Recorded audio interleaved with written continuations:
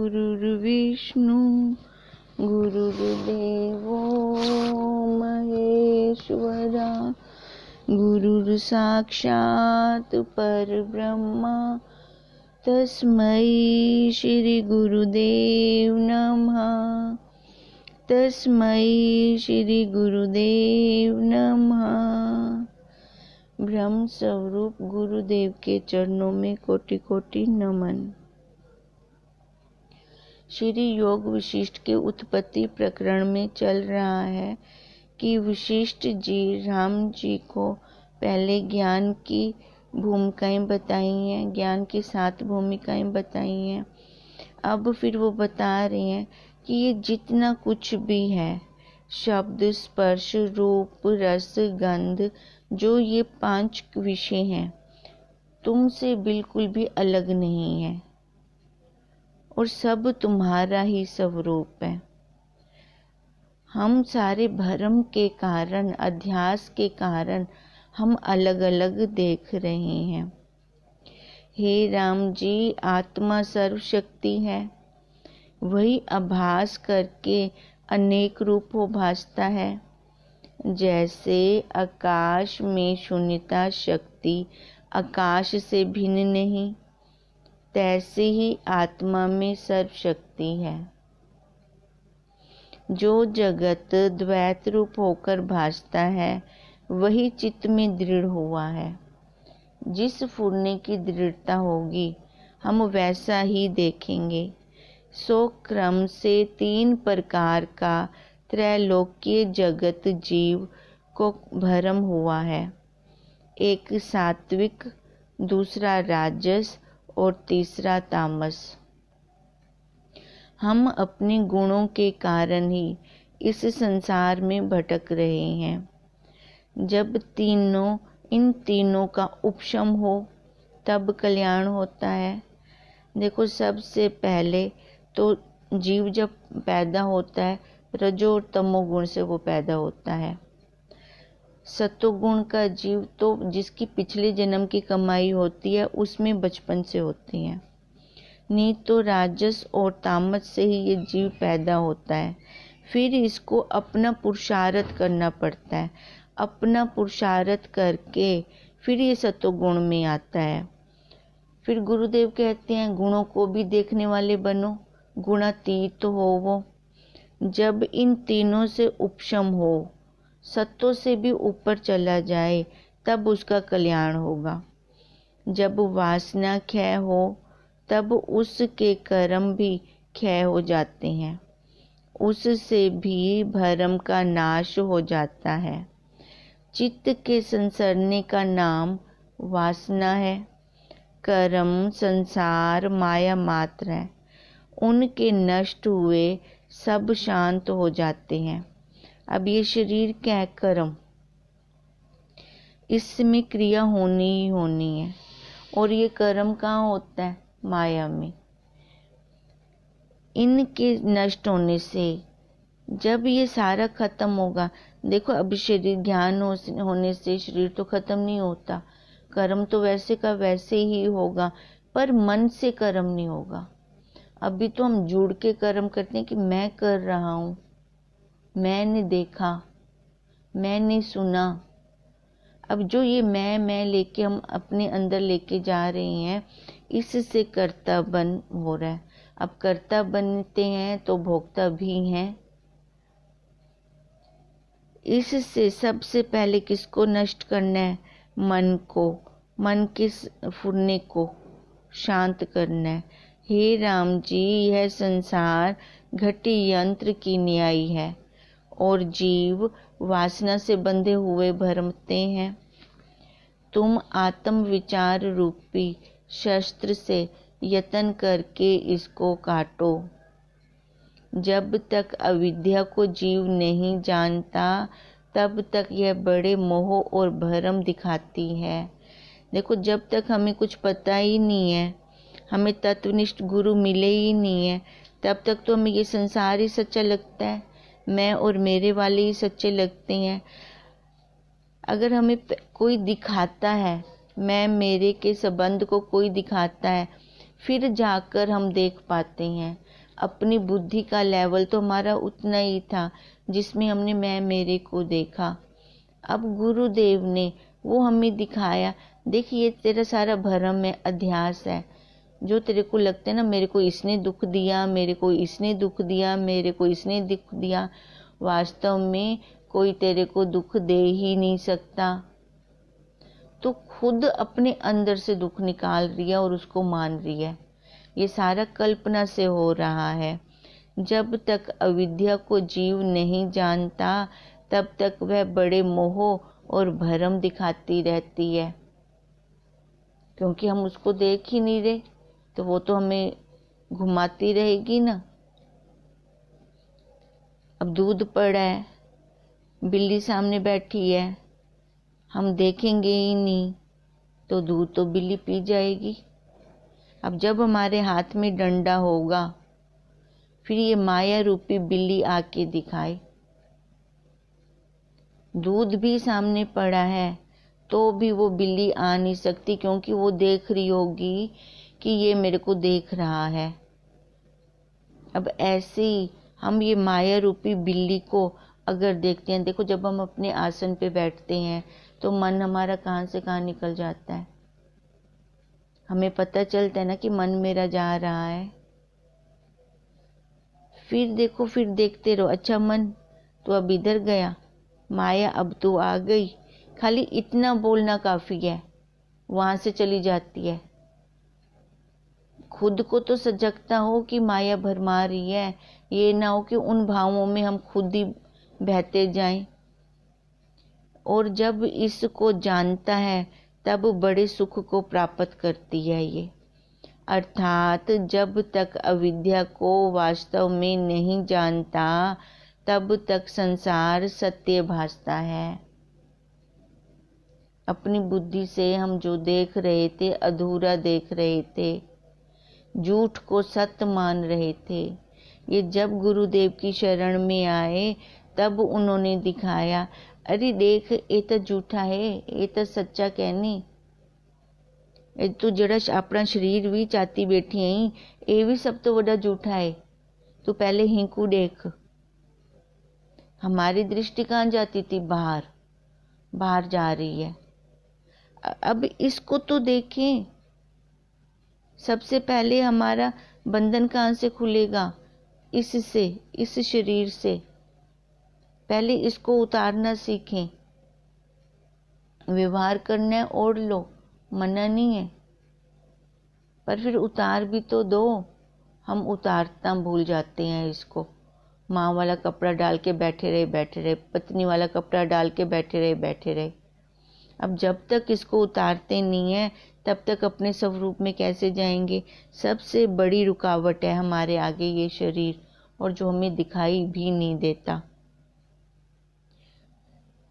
तब तक संसार सत्य भासता रहता है। जब तक अविद्या को वास्तव में नहीं जानते तब तक ये संसार हमें सत्य भास रहा है, और उसमें अनेक भ्रम भासते हैं। और जब इसका स्वरूप जाना कि वस्तु नहीं भ्रम रूप है, तब संसार वृत्ति त्याग करता है और स्वरूप को प्राप्त होता है। यह संसार भ्रम से उपजा है और उसी से भोग भोगता और लीला करता है। देखो, जब हमें पता चल जाता है कि ये मनुष्य सच्चा नहीं है, झूठा है, फिर हम उसके साथ देखो व्यवहार उस हिसाब से करते हैं, उसको अपनी कोई बात नहीं बताते। ये कब किया हमने, जब हमें पता चला कि वो सामने वाला व्यक्ति झूठा है। पहले तो हम उसको बहुत सच्चा समझ रहे थे, अब जब किसी ने ज्ञात करवाया, अब ऐसे इस शरीर की पोल जब हमारे गुरुदेव ने खोल दी, फिर झूठे के साथ व्यवहार क्यों करेंगे? क्योंकि वहां बैठ रहे थे, गंदगी पे बैठ रहे थे, तो मच्छर मकोड़े कीड़े अपने आप ही आ रहे थे। तब संसार वृत्ति त्याग करते हैं, तब हम उस झूठे को छोड़ते हैं। अब झूठे को छोड़ेंगे तो दूसरी चीज क्या पकड़ेंगे? अपने स्वरूप को, और स्वरूप को प्राप्त होता है। ये संसार भरम से उपजा है। कहाँ है संसार? जैसे अंदर संस्कार वैसे बाहर संसार। अधूरा देखेंगे तो रस्सी में सांप दिखेगा, और उसी सांप से फिर भय भी खा रहे हैं। जब हम पूरा देखते हैं फिर हमें रस्सी दिखाई देती है ना। अब पड़ी है एक रस्सी, किसी को सांप दिख रही है तो किसी को रस्सी दिख रही है। जिसको सांप दिख रही है वो भय खा रहा है, और जिसको रस्सी दिख रही है उसको कुछ भी भय नहीं हो रहा, क्योंकि वो पूरा देख रहा है। अब ऐसी ये संसार भरम से उपजा है। जिसको माया भरमा रही है उसको ये संसार दिख रहा है और वही दुखी हो रहा है। नहीं तो उसका बनाया हुआ जगत तो सबके लिए एक जैसा है। अब ऐसा तो नहीं है उसके बनाए हुए जगत में सारे ही दुखी हैं। जो इस संसार में भरम रहे हैं बस वही दुखी हैं, और उसी से भोग भोग कर वो लीला करता है और फिर ब्रह्म में लीन हो जाता है। और जिसने इसके राज को जान लिया कि ये संसार कुछ नहीं है बस धोखा है, फिर वो भी उससे व्यवहार करके उसको छोड़ देता है और फिर कहाँ लीन हो जाता है? ब्रह्म में। अब ज्ञान होने पर ऐसा तो नहीं होगा कि उसका बनाया जगत खत्म हो जाएगा, पर अपने अंदर के फुरने, अपने संस्कार वो खत्म हो जाएंगे। जब वो खत्म हो जाते हैं तो जीव क्या बचा? ब्रह्म। उसके अलावा तो वो है ही नहीं। हे रामचंद्र, शिव तत्व अनंत रूप, अप्रमेय और निर्दुख रूप है। उसमें तो दुख का लंचक मात्र भी नहीं है, लेश मात्र भी नहीं है ब्रह्म में, उस शिव तत्व में। और वो सबके पास है।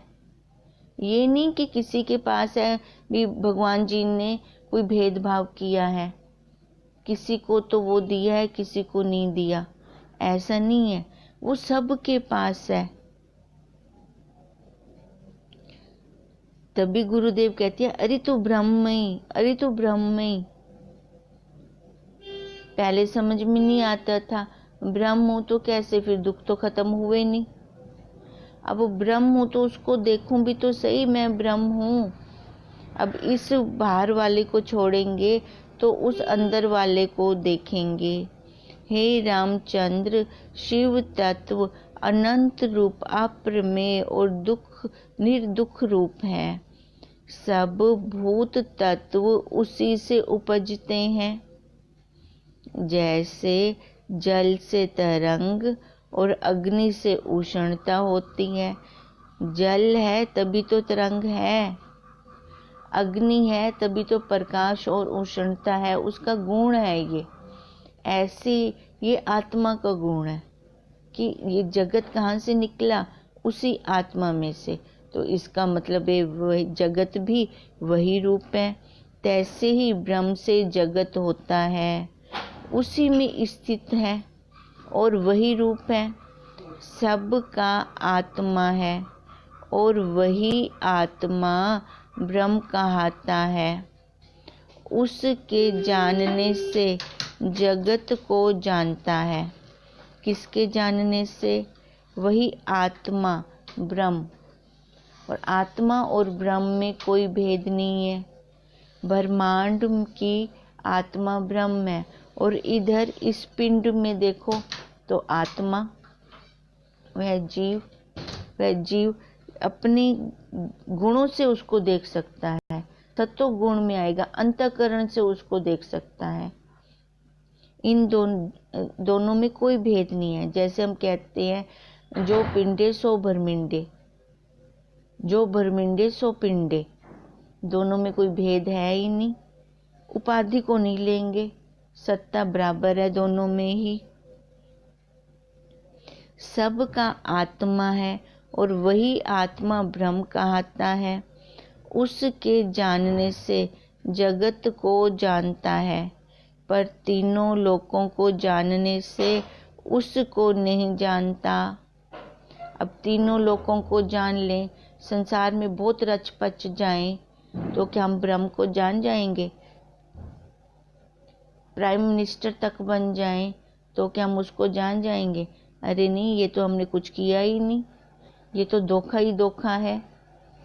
उसको जानना है हमें, तो हमें वैसा व्यवहार भी तो करना है, वैसा उसको देखना भी तो है। ब्रह्म को जानते हैं तो हम सबको जान लेते हैं। मिट्टी को जानते हैं तो दिए को, मटके को, कसौरे को, सुराही को, सबको जान लेते हैं। सोने को जानते हैं तो चूड़ी को, अंगूठी को, हार को, कान के बूंदों को, सबको जानते हैं। अब ऐसे उस ब्रह्म को जानने से सब जाना जाता है। अब वो जल है तभी तरंग है, तरंग जल के बिना तो नहीं हो सकती, मटका मिट्टी के बिना तो नहीं हो सकता। उसके जानने से जगत को जानना जाता है, पर तीनों लोकों को जानने से उसको नहीं जाना जाता। वह जो अव्यक्त और निर्वाण रूप है, उसके जानने के निमित्त शास्त्रकारों ने ब्रह्म, आत्मा आदि नाम कल्पे हैं। देखो, अब उसको कैसे जाना जाए, उसका भी तो कोई एड्रेस हो ना उसको जानने के लिए, क्योंकि ये तो अनुभव का विषय है, इसका कोई रंग रूप आकार तो है नहीं हम निकाल कर दिखा देंगे ये देखो यही ब्रह्म है, ऐसा तो है नहीं। अब इसको जानना है तो सबसे पहले क्या करना है? अंदर गोता लगाना है, वृत्ति को अंदर करना है। अब उस वृत्ति को अंदर, फिर उसको, उस वृत्ति को क्या पकड़ाएं? बाहर तो वो संसार को पकड़ रही थी, अब जब उसको अंदर लेकर जाना है तो फिर भी तो उसको हाथ से कुछ पकड़ाना होगा। तो उसको वहाँ पे एक नाम कल्प दिया, ब्रह्म, ओम, आत्मा, साक्षी, सच्चित आनंद। क्योंकि ब्रह्म को किसी ने देखा नहीं आज तक, तो वहाँ पे उसके लिए ये नाम भी कल्पा गया है। कल्पना से ही कल्पना को काटना है, क्योंकि ये माँ, बहन की, पत्नी की, परिवार की भी तो हमने कल्पना की हुई है। अब इस कल्पना को कल्पना से ही काटेंगे कि मैं ब्रह्म हूँ। लोहे से लोहे को काटा जाता है, कांटे से कांटे को निकाला जाता है। इसलिए वशिष्ठ जी कह रहे हैं कि हमारे शास्त्रकारों ने भी आत्मा आदिक, ब्रह्म, आत्मा आदिक नाम कल्पे हैं। वास्तव में कोई नाम संज्ञा नहीं है, क्योंकि जो उसको देखने गया वो वापस ही नहीं आया हमें बताने के लिए। अब नमक की पुतली समुद्र की थाह लेने गई तो वो क्या वापस आई? नहीं आई। अगर वो वापस आएगी तो इसका मतलब उसने अभी थाह ही नहीं ली। हे रामचंद्र, वह पुरुष राग द्वेष से रहित है और इंद्रियों के विषय के संयोग वियोग में द्वेष को प्राप्त नहीं होता। कौन सा पुरुष? जिसने अपने आत्म स्वरूप में स्थिति कर ली है, अपने आत्म पद में जो स्थित हो गया है, वो पुरुष राग द्वेष से रहित है। वह तो एक चेतन, शुद्ध, संबित, अनुभव रूप, अविनाशी और आकाश से भी स्वच्छ निर्मल है। उसमें जगत ऐसे स्थित है जैसे दर्पण में प्रतिबिंब अंदर बाहर रूप होकर स्थित है। अब वो कैसे जगत में स्थित है? जिसने अपने स्वरूप में दृढ़ता कर ली है कि मैं ब्रह्म हूँ, मैं साक्षी हूँ, मैं सच्चित आनंद हूँ, तो वो स्वच्छ निर्मल की तरह है। और उसमें जगत कैसे स्थित है। जैसे हाथ पे रखे हुए आंवले को स्पष्ट हम देख लेते हैं, जैसे दर्पण में प्रतिबिंब हमें क्लियर दिखाई दे रहा है, ऐसे उसको ये जगत अलग से दिखाई देता है। अब देखो, शीशे के आगे हम खड़ते हैं तो शीशे में हमारा प्रतिबिंब पड़ रहा है। अब प्रतिबिंब जो पड़ रहा है और मेरे को बिंदी ठीक करनी है, तो मैं कहाँ ठीक करूँगी? वो उस प्रतिबिंब पे या अपने ऊपर? अपनी बिंदी ठीक करूँगी तो वो प्रतिबिंब भी मेरे को सही दिखेगा।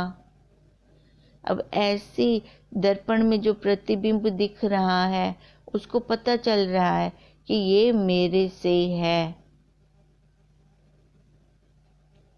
ऐसे ही हमारा संसार, ये सारा प्रतिबिंब है, और हमने बिंब को भूलकर प्रतिबिंब को पकड़ लिया, उस छाया को पकड़ लिया। उस बिंब में तो कोई द्वैत है ही नहीं, वो तो अकेला एक है। अब जैसे मैं अकेली एक हूँ, शीशे में प्रतिबिंब है, ऐसी वो साक्षी, वो ब्रह्म अकेला है। हम क्या करें? प्रतिबिंब को ठीक करने में लगे पड़े हैं। अरे भाई, वो ठीक कैसे होगा? माथे की बिंदी को ठीक करना है तो प्रतिबिंब में ठीक किया जा सकता है क्या? बिंब से ठीक होगी तो प्रतिबिंब ठीक होगा। अब मेरे माथे पे लगी बिंदी को खुद मैं ठीक करूंगी, तभी तो वो प्रतिबिंब में भी ठीक होगा। हमारा तो व्यवहार ही उल्टा चल रहा है, तभी दुख क्लेश कभी खत्म हो ही नहीं रहे, द्वैतपन राग द्वेष कभी खत्म हो ही नहीं रहे। और उस बिंब में तो कोई ना राग है, ना द्वेष है, ना द्वैत रूप है, कुछ भी नहीं है। हे रामचंद्र, देह से रहित निर्विकल्प चेतन तुम्हारा आकार है। लज्जा मोह आदिक विकार तुमको कहाँ है ही नहीं। तुम आदि रूप हो और लज्जा हर्ष भय आदिक असत्य रूप है।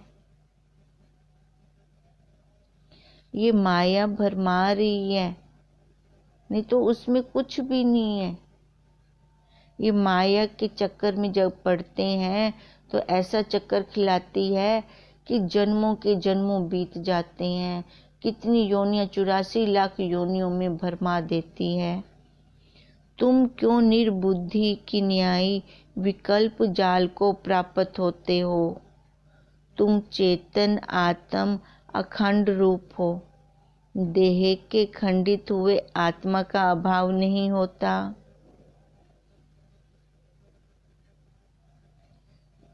जब जिसका शरीर शांत होता है तो हम क्या कहते हैं? आत्मा निकल गई। हम अपने शब्दों पे ध्यान नहीं देते, उल्टा बोलते हैं। आत्मा ना कहीं आती है ना जाती है। वो जीव, वो प्राण, वो आने जाने वाले हैं। अब जैसे मटके का आकाश, ना तो हमने मटके के अंदर डाला, और जब मटका फूटा तो ना ही हमने उसको निकाला बाहर।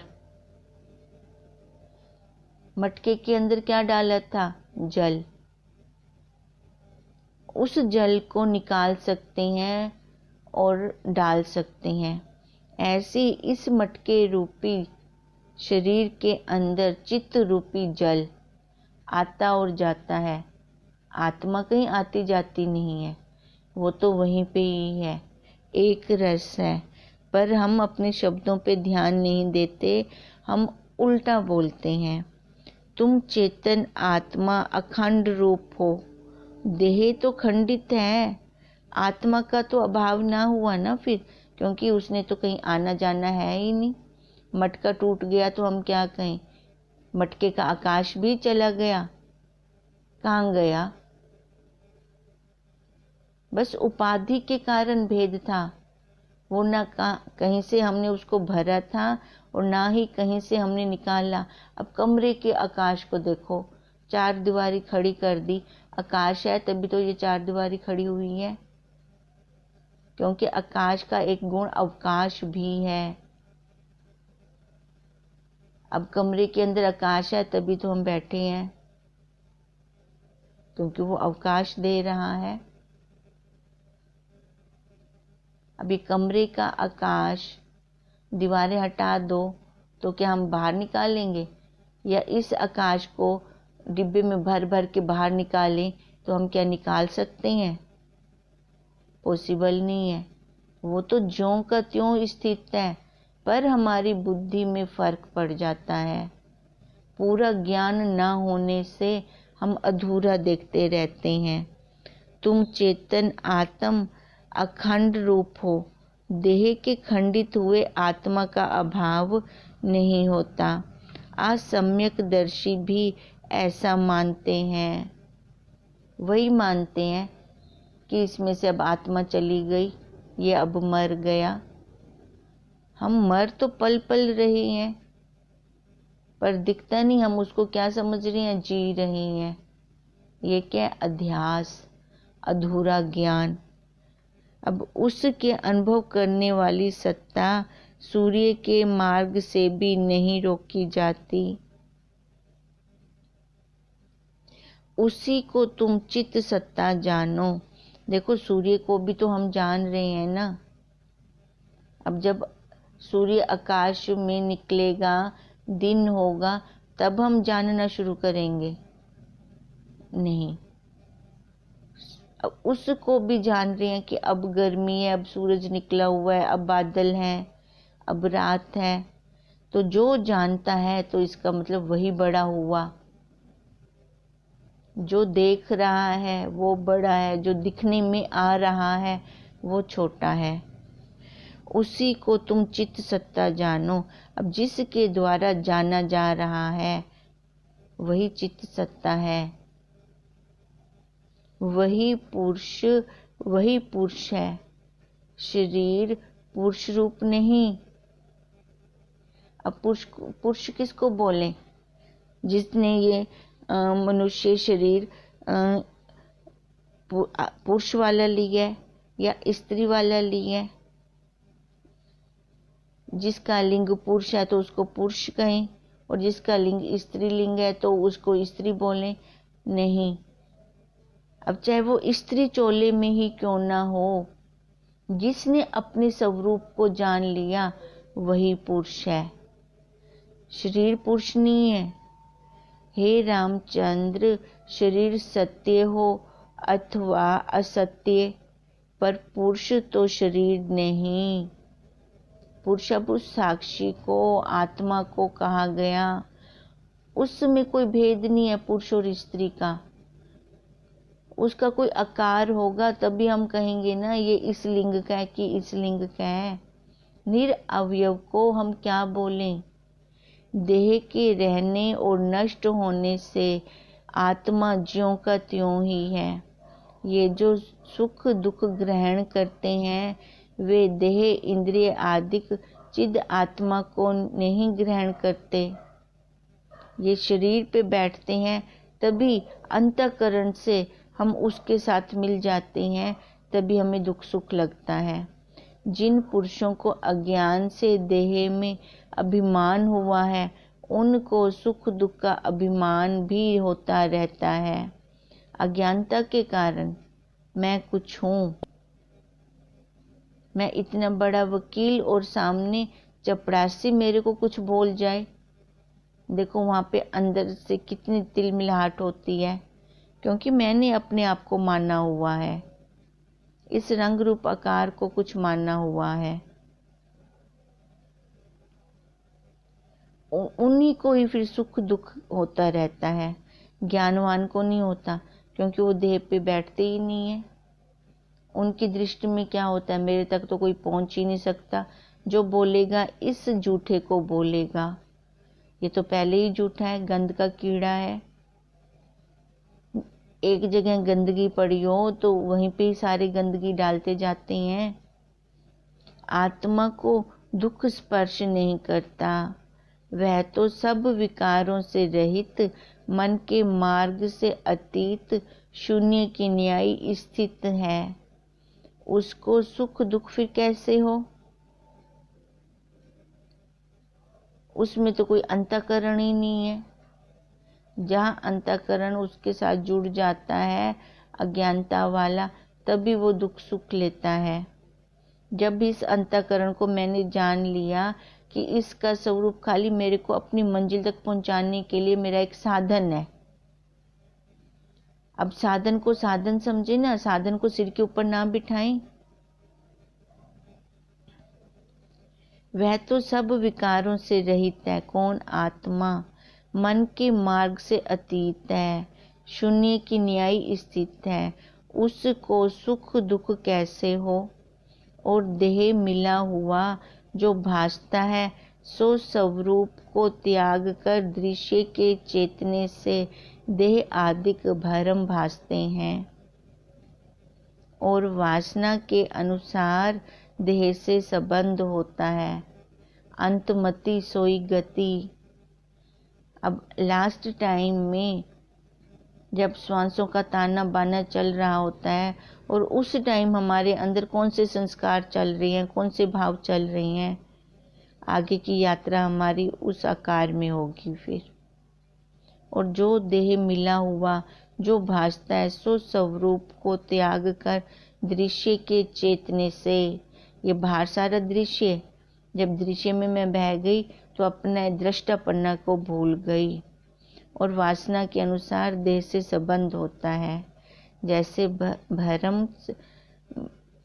भ्रमर और कमलों का संयोग होता है, भंवरे का और फूल का संयोग होता है। देह पिंजर नाश होने से आत्मा का नाश तो नहीं होता, जैसे कमल के नाश होने से भंवरे का नाश तो नहीं होता। इससे तुम क्यों वृथा शोक करते हो? अब वशिष्ठ जी राम जी को नहीं, हमें समझा रहे हैं।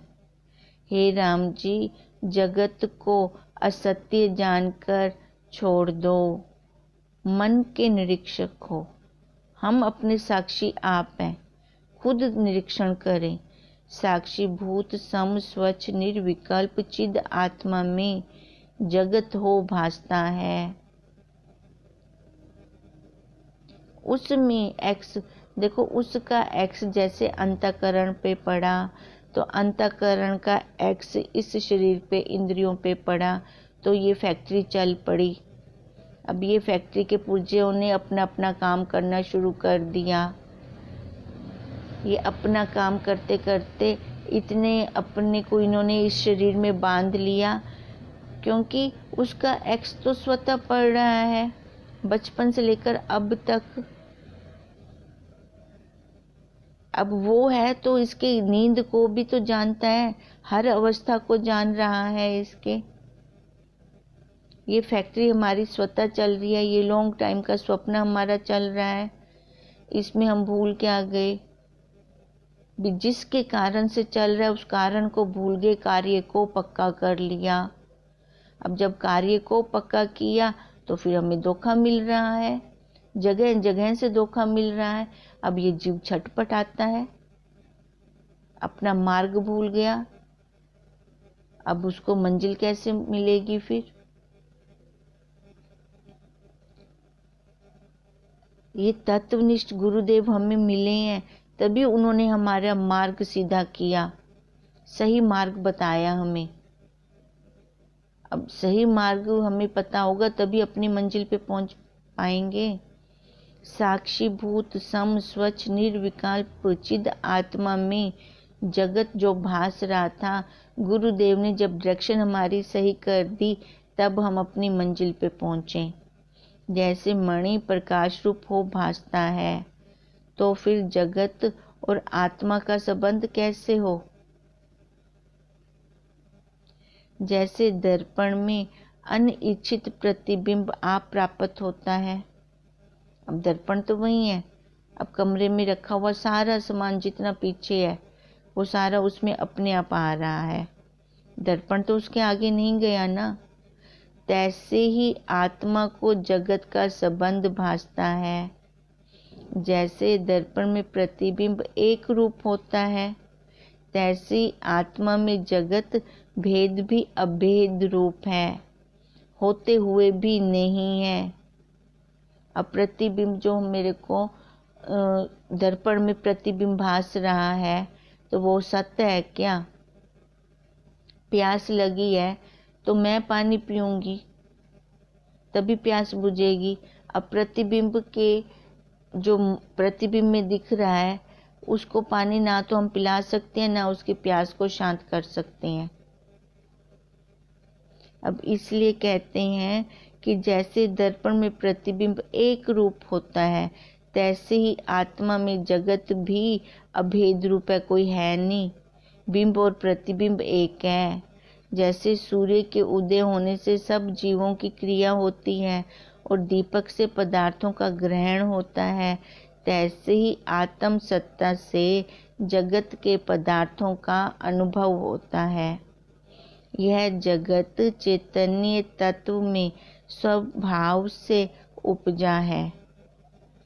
प्रथम आत्मा से मन उपजा है और उससे यह जगत जाल रचा है। वास्तव में आत्म सत्ता में आत्म सत्ता ही स्थित है। सूरज की किरण ही सूर्य रूप है।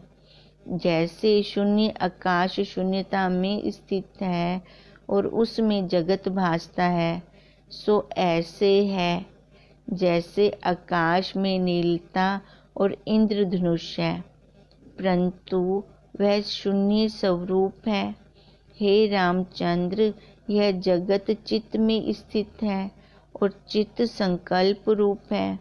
जब संकल्प क्षय होता है तब चित्त नष्ट हो जाता है, और जब चित्त नष्ट हुआ तब संसार भी खत्म। अब संसार कैसा है? कोहरे की तरह है। एक एक पग आगे चलते जाओ तो कोहरा खत्म होता जाता है, और निर्मल शरत काल का आकाशवत आत्म सत्ता प्रकाशती है। वह चेतन मात्र सत्ता एक अज आदि मध्य अंत से रहित है। हम ये नहीं कह सकते कि अब सतयुग में थी तो अब नहीं है। उसमें तो काल नहीं लग सकता, पर काल को वो जन्माती है। उससे जो स्पंदन फूरा है वह संकल्प रूप ब्रह्मा होकर स्थित हुआ है, और उसने नाना प्रकार का ये जगत रचा है। वह शून्य रूप है। मूर्ख बालक को सत्य रूप भासता है। जैसे बालक को परछाई में बैताल भासता है और जीवों को अज्ञान से देह अभिमान होता है, तैसे ही असत्य रूप ही सत्य रूप होकर भासता है। जब सम्यक ज्ञान होता है तब लीन हो जाता है। जब हम सही सही जानेंगे तब ये हमारा संसार का भरम, जगत का भरम ये खत्म होगा। जैसे समुद्र से तरंग उपजकर समुद्र में ही लीन होती है, तैसे ही आत्मा में जगत उपजकर आत्मा में ही लीन होता है। देखो, सबका संसार लय होगा, उसका बनाया जगत तो वैसे का वैसे ही होगा। इति श्री योग विशिष्ट आशय महारामायणे स्तन्वे सर्गा। अब ये समाप्त हुआ हमारा ये। यहाँ पे हमारा उत्पत्ति प्रकरण भी खत्म हुआ। कल हम स्थिति प्रकरण शुरू करेंगे। ओम ओम ओम।